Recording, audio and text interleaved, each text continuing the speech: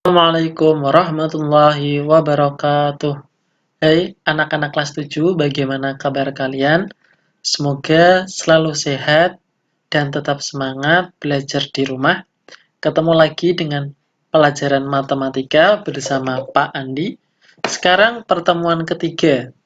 Materinya masih dalam bab yang sama, yaitu tentang bilangan bulat. Kemarin kita sudah belajar tentang penjumlahan dan pembagian bilangan bulat. Untuk pertemuan ketiga ini, kita akan belajar mengenai perkalian dan pembagian bilangan bulat. Tapi sebelumnya, kita bahas dulu kesulitan soal yang kemarin tentang penjumlahan dan pengurangan. Di sini Pak Andi akan membahas dua soal terakhir yang rata-rata banyak mengalami kesulitan di sini. Suhu udara di Rusia pada siang hari adalah 12 derajat Celcius dan pada malam hari negatif 6 derajat Celcius. Selisih suhu di Rusia pada siang dan malam hari adalah cara mencari selisih dengan cara besar dikurangi kecil. Tentu saja yang besar adalah 12 derajat dan nominal yang kecil adalah negatif 6 derajat. Tinggal dikurangi 12 dikurangi negatif 6. Sama dengan 8 derajat. Kok 18 derajat? 12 dikurangi negatif 6 sama dengan 18 derajat. Kok bisa kayak gitu?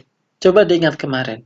Ketika ada negatif, lalu ada pengurangan dengan negatif, itu menjadi penjumlahan. Maka kesimpulannya, selisih suhu di Rusia antara siang dan malam adalah 18 derajat Celcius. Selisih suhu di Rusia dan antara siang dan malam adalah 18 derajat Celcius.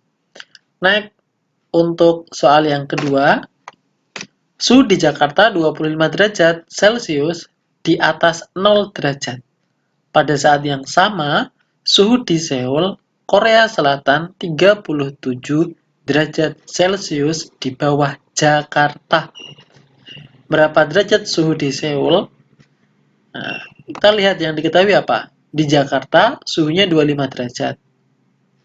Di Seoul itu 37 derajat, tapi di bawah Jakarta. Bukan suhunya 37 derajat ya, tapi di bawah Jakarta, bukan di bawah 0.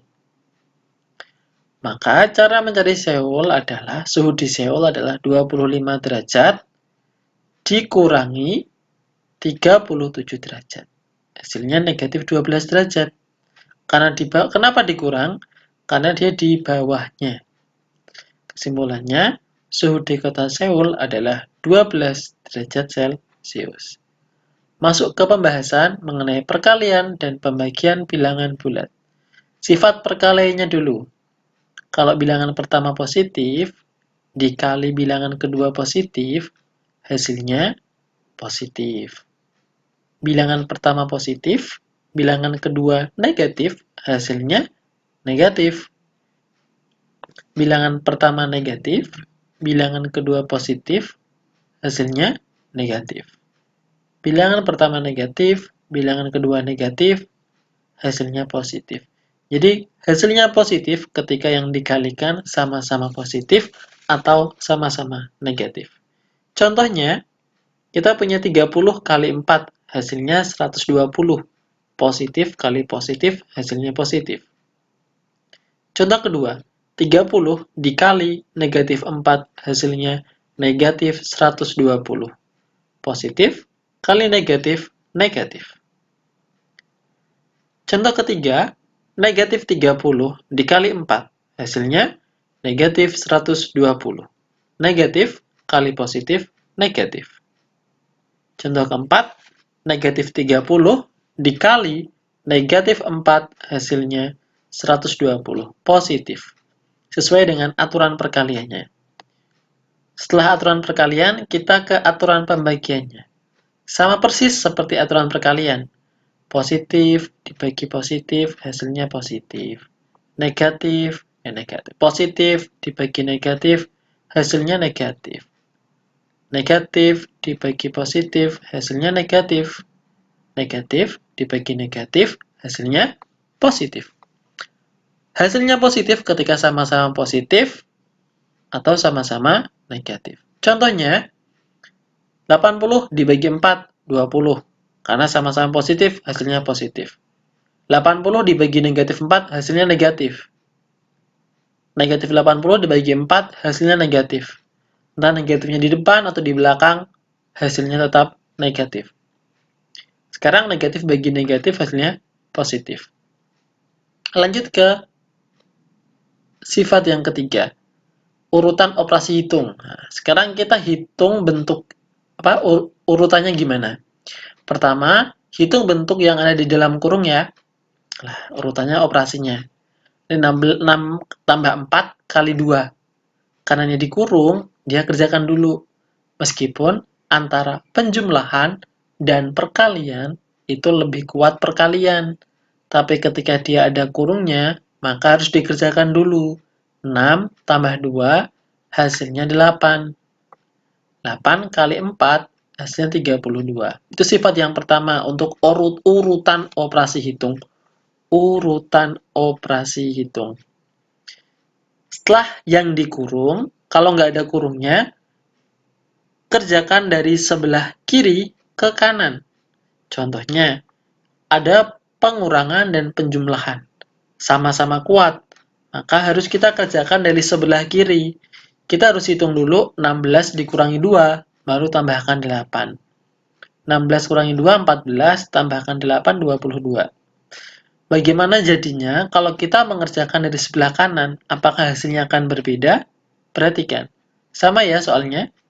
Coba kita kerjakan dari sebelah kanan, yaitu kita menjumlahkan 2 ditambah 8 terlebih dahulu.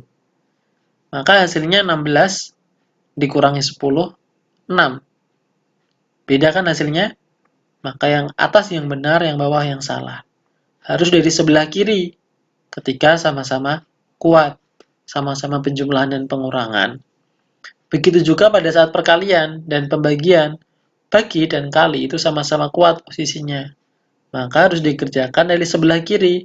8 bagi 4, baru dikali 2. 8 bagi 4, hasilnya 2. Dikali 2, 4. Apakah beda juga kalau kita mengerjakannya dari sebelah kanan? Perhatikan, soalnya sama. Kalau kita coba dari sebelah kanan, kita kalikan dulu. 4 kali 2-nya 8. Menjadi 8 bagi 8, hasilnya 1. Jelas berbeda. Yang benar, kita harus mengerjakannya dari sebelah kiri dulu, baru kemudian ke kanan ketika kedudukannya sama-sama kuat. Penjumlahan dan pengurangan, lalu pembagian dan perkalian. Urutan operasi yang terakhir yaitu hitung pembagian dan perkalian setelah kurung. Hampir sama, tapi ini untuk menjelaskan lagi bahwa posisi perkalian dan pembagian itu lebih kuat daripada penjumlahan. Jadi urutannya pembagian perkalian baru yang penjumlahan pengurangan. Atau dengan kata lain yang dikurung dulu, yang pertama. Setelah dikurung, cari perkalian atau pembagiannya. Baru kita mengerjakan pengurangan dan penjumlahan. Kalau ada yang campuran. Contoh ini, 16 tambah 3 kali 5. Ini tidak ada pengurungan, maka kita mengerjakan yang kali dulu. 3 kali 5, hasilnya 15. 16 tambah 15, 31. Berikutnya, 16 dikurangi 2 kali 10. Karena ada kurung, meskipun pengurangan dan perkalian itu kuat perkalian, tapi kita kerjakan kurung dulu ya. Hasilnya 16 kurangi 2, 14. Dikalikan 10, hasilnya 140. Contoh yang ketiga, 15 kali 4 ditambah 125 dikurangi 43. Di sebelah kiri ada perkalian, penjumlahan, pengurangan. Kita kerjakan perkalian dulu. 15 kali 4 hasilnya 60. Baru kita jumlah dari sebelah kiri ya, karena penjumlahan dan pengurangan lebih kuat. Gak ada yang lebih kuat, sama-sama kuat. Kita kerjakan dulu dari sebelah kiri. 185. Dari mana 185? 60 ditambah 125. Setelah itu baru dikurangkan. Contoh yang keempat. Ada 13 kali 6. Dibagi negatif 3 ditambah 60. Ada kali, ada bagi, ada tambah atau penjumlahan. Yang paling kuat kali sama bagi. Nah, kita kali dulu. 13 kali 6, 78. Baru dibagi negatif 3. Kita cari 78 dibagi negatif 3, ketemu negatif 26, baru ditambah 60. Ketemunya positif 34. Itu tadi sudah urutan operasi hitung. Ini yang ketiga. Lanjut, kita ke latihan soal. Seperti biasa, jangan lupa ditulis di buku tulis, diberi nama, difoto, lalu dikirim. Jangan lupa dikasih nama. Contohnya seperti ini.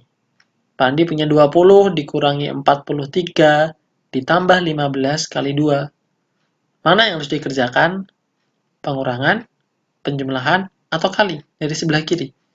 Nah, meskipun pengurangan dan penjumlahan di sebelah kiri, tapi karena yang lebih kuat itu kali, maka kita kerjakan yang kali dulu. 20 dikurangi 43 ditambah 30. Setelah dikerjakan perkaliannya, baru kita mengerjakannya secara urut. 20 dikurangi 43, hasilnya negatif 23. Ditambah 30, hasilnya 7. Pengerjaannya harus seperti ini, agar Pak Andi tahu urutan kalian mengerjakannya seperti apa. Terima kasih, selamat mengerjakan, selamat belajar. Semoga diberi kepahaman oleh Allah Subhanahu wa Ta'ala. Assalamualaikum warahmatullahi wabarakatuh.